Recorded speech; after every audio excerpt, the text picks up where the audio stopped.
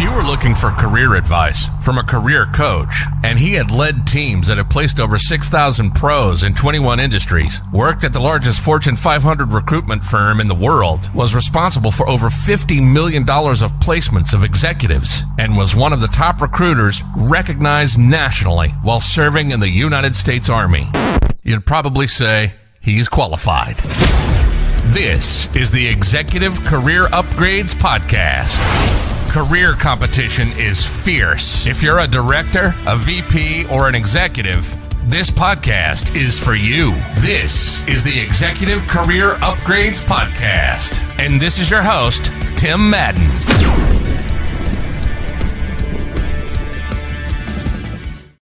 All right. Hope everyone is doing well today on February 8th. Hey, welcome to the Executive Career Upgrades Podcast. My name is Tim Madden. And if you don't know me, hey, that's my bad.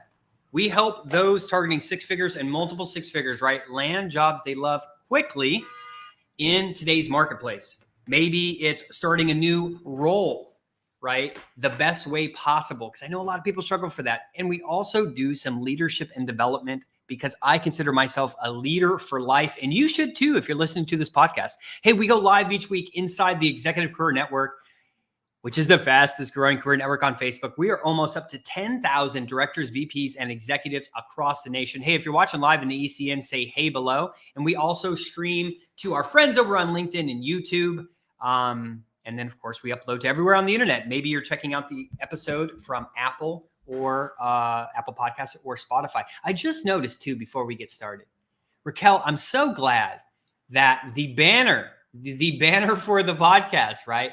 I'm taking some new pictures tomorrow, ladies and gentlemen. Taking some new pictures. I saw that picture and I was like, man, I'm fat in that picture. So hey, we got a new image for Tim Madden coming soon. Hey, do me a favor. If you get anything from this podcast today, if you could share this with a friend, because I know that people are struggling in corporate America.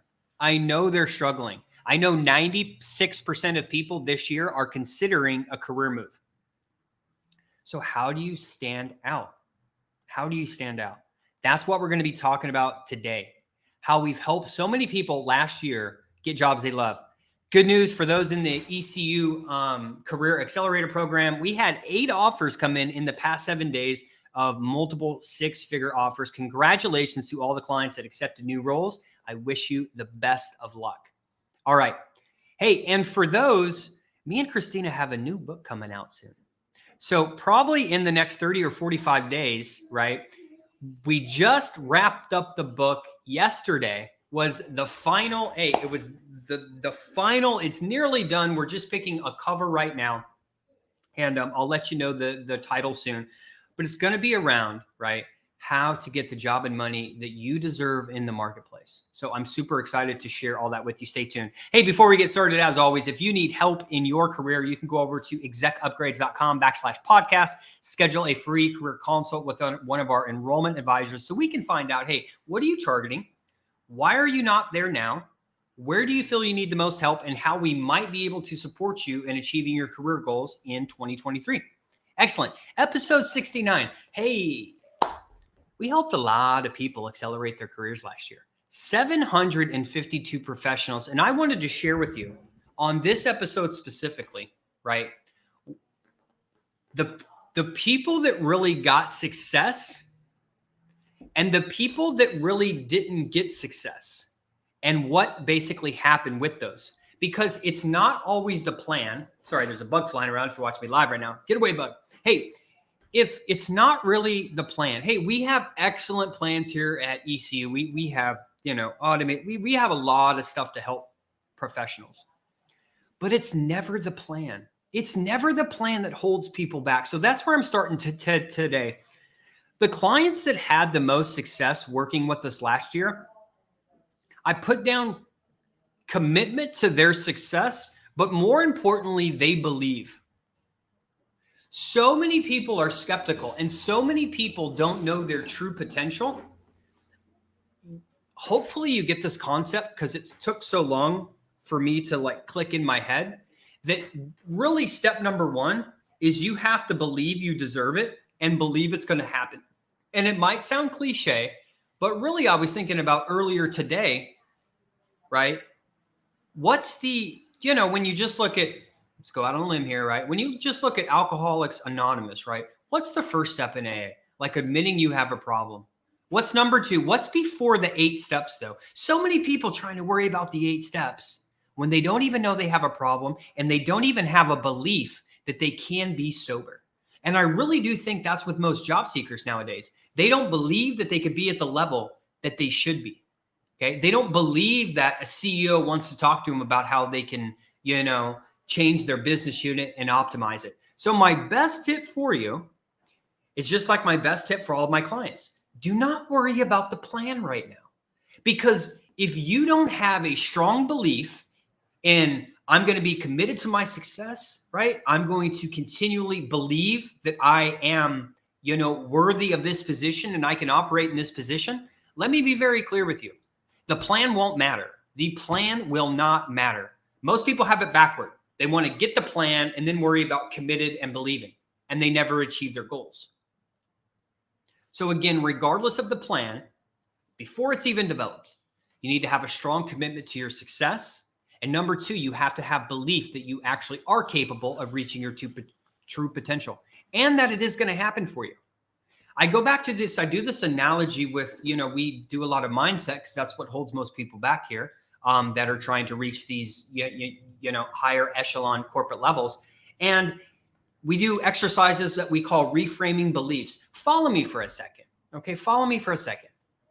If you keep telling yourself every freaking day how old you are and every freaking day how there's age discrimination. Imagine that. Imagine saying that every day. I'm old. I'm 55. I'm 50. I'm 60. I'm 65. I'm old. I'm old. I'm old. I'm old. I'm old. Henry Ford has a great quote. If you think it's going to be a problem, or if you don't think it's going to be a problem, you're right. So what happens with job seekers, this is just one of many self-belief, self-limiting beliefs that they have. They get focused on, I'm old, I'm old, I'm old, I'm old, I'm old, I'm old. They don't believe it. They're not committed to their success. Therefore, they don't believe the plan.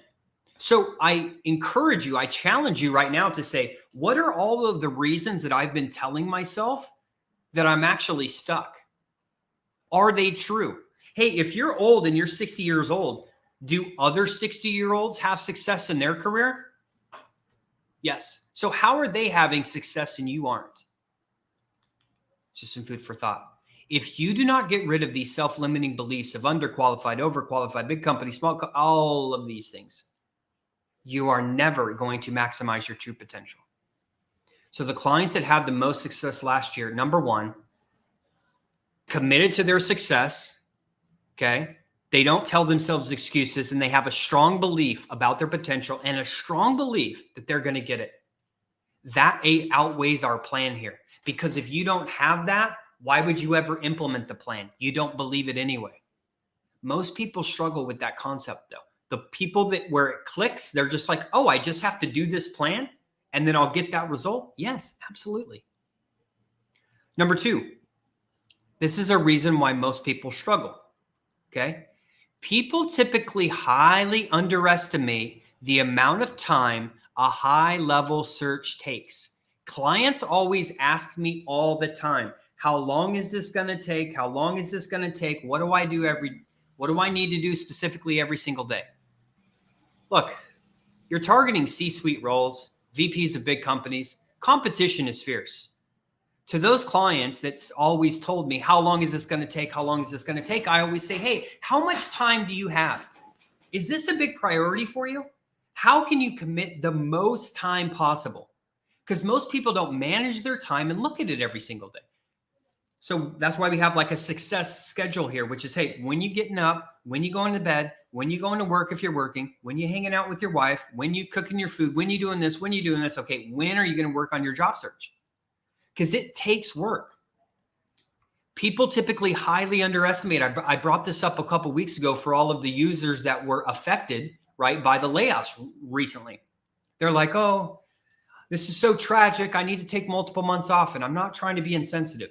But if you have a 6-month severance package, hey, just like I want to repeat this, take a week off and then get to your job search. Do not be one of these people that come to us 4 or 5 months, paranoid that their severance is running out. They're about to be broke with no money because they've mismanaged their money.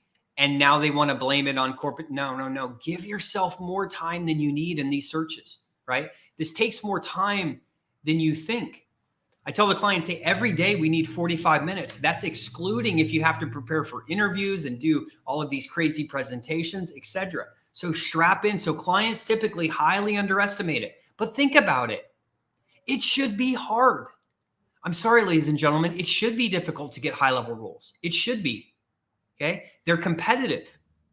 They are competitive. It takes time to get in front of these decision makers. It takes time to prep on interview tactics and strategies at this level. Hey, you're not going after jobs that are 50K anymore where you can just walk in, do one interview and walk out and, get the job. Those days are likely gone. Number 3, this goes in time number 1. Or number 2, remember people highly underestimate the time. Number 3, lots of people that we talk to here at ECU, most people want like a handout, right? Like, oh, can you just do all this for me? Can you do this? And the sad reality is no one can go on these interviews but you. When it comes to money and you get the call, no one can do that for you. And do you want really someone who's expecting some type of handout, some type of headhunter who just makes all of their dreams come true? It's just not realistic. And let me give everyone a piece of advice. Say you do easily, seamlessly land into a high profile position of notoriety, and you didn't have to do much specifically for that. Here's what I've learned over the course of my life, okay? The universe has, the universe is it's kind of justice. And here's what I mean by that. If you don't work hard for stuff, the universe has a way of taking that away from you, from that which doesn't belong to you. And I feel that, if you do work hard for things, the universe typically isn't going to take those away. So I hope everyone going through a search, I hope it does challenge you. That's the only way you can grow as a leader. And if you get something easy, what happens? People typically don't, what's the word I'm looking for? They don't appreciate it as much. Okay. So when you work hard, there's a sense of entitlement that, hey, I earn my shit, right? Isn't that what you want? Isn't that what you want for your employees? Right? You want them to work hard for their results too, right? You don't just want to give them everything. How can you motivate and inspire people? So again, number 3, all of these people, these high-level jobs, don't think they need to be involved whatsoever in the hiring process. It's comical. As a senior leader in America. Number 4, people are scared of rejection. We deal with this all the time in the ECU program. They go on their first interview. They haven't interviewed in a long time. They're super nervous, etc. And then what happens is they stay focused on maybe they just, for whatever reason, right? They had bad performance. Something wasn't clicking. It was an off day, and it just takes them into spiraling out of control. Rejection is a part of this process, ladies and gentlemen. Accept it, embrace it. Because here's what I always go back to. If you're in a high-level search and you're not getting rejection, you are targeting too low. You should not get the job every time you go on the interview. If that is said, right, you are probably not targeting high enough. The same thing with those of you that sell products and services to other companies. If 100% of your customers purchase your product, you're probably not pricing your products right. So remember, it is going to be difficult. It is going to be challenging, but you're going to have to push through it, and you're likely to get rejection. It is a part of the process. You're likely to get ghosted too. Don't take it personally if you don't know how to lock down these next steps. Because remember a couple months ago, I said Indeed said 85% of people who go on interviews who told they're going on a second round never hear back from the employer, the recruiter via email or phone, even after they follow up. Be prepared. Number 5, scared of their potential. I see this a lot with people. They don't want to talk about themselves. Now, there's a fine line of being too cocky, talking about yourself. And then there's another fine line of not telling people that you can actually help their business unit, help them grow, reduce turnover, increase efficiency, increase processes, have that go-to-market strategy, right? Make ads more effective. They're scared of their potential and they're scared of talking about it. Follow me for a second, because I know a lot of people struggle with this. If you are scared of your potential and you can't talk to a company about how you can help them in some way, shape, or form, you do not belong. Let me pick up my mic. You do not belong as a leader in corporate America. Why would I ever want someone who is scared of their potential, okay? Scared of their potential, scared of talking about things they can do for the company in a senior leadership role? How does that even make sense? That is not someone that I want leading a large team in any of my business units. So, are you scared of your potential? Do you not like talking about yourself? Again, I'm not talking about being cocky. I'm talking about being logical. Hey, these are the specific things I did at the last organization that you said you're kind of struggling with right here. Can I run you through them? Here's what I did. Here's who is involved. Here's what I implemented. Here was the results. If you have problems doing that and talking about yourself, if you will, everyone inside the ECU program is going to beat you out in an interview. And likely other people too, because let's be honest, if you're targeting a multiple six-figure role, you probably have a coach of some sort. A coach who helps you communicate, a career coach, a leadership coach. You have someone in your back pocket. You just do. So you're competing at this level of everyone else who has coaches. How are you going to set yourself apart? How are you going to remove all these mental barriers so you can get the results that you need? This is something that our clients struggle with every single day. Number 6, commitment to lifelong self-development. These are the best clients that we deal with. They already know they have to put in work. They already know they have to go on the interviews. They already know we can't do every single thing for them, but they are committed to their success and they are committed to continually learn. During our hiring process here at ECU, that is vital. We do not, if I get on an interview with someone, I'm sorry, and they can't tell me the last book they read, the last course they bought or went through one for free, or the last time they did something in regards to self-development, I'm sorry, ladies and gentlemen, they cannot roll with Tim and Christina Madden in any of our business units. We treat self-development so important here because I don't know about you, but I take life seriously and I want to do better. And I want to have new tactics and strategies. And I want to know how to set non-negotiables for myself. I want to know how to do these things and I want to get better every year. If not, I lived a large portion of my life that way, right? I was just staying the same for years and years and years. That is not inspiring. And here's what I know. If you're not moving forward, you're going backward. And every time I've been moving backward in my life, unintentionally, unaware of it, it's always caused depression, stress, anxiety. And you're likely listening to this podcast right now because you want to do better in your career.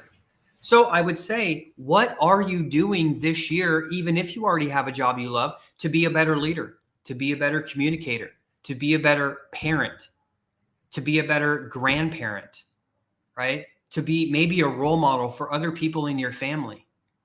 Aren't these things that people want to do? These are things I want to do. And I really do think a lot of people want these things as well. So again, the people that got amazing results last year were committed to their success and they have already done self-development and they know it's been a priority in their life and they know it's going to continue to be a bigger priority as they move up the corporate ladder. You've seen the 100 videos posted online. CEOs read a lot of books each year. Man, I'm rereading this book right now. If you haven't checked this book out, this book will change your freaking life. It's called The 10X Rule by Grant Cardone. I've read this book 11 times.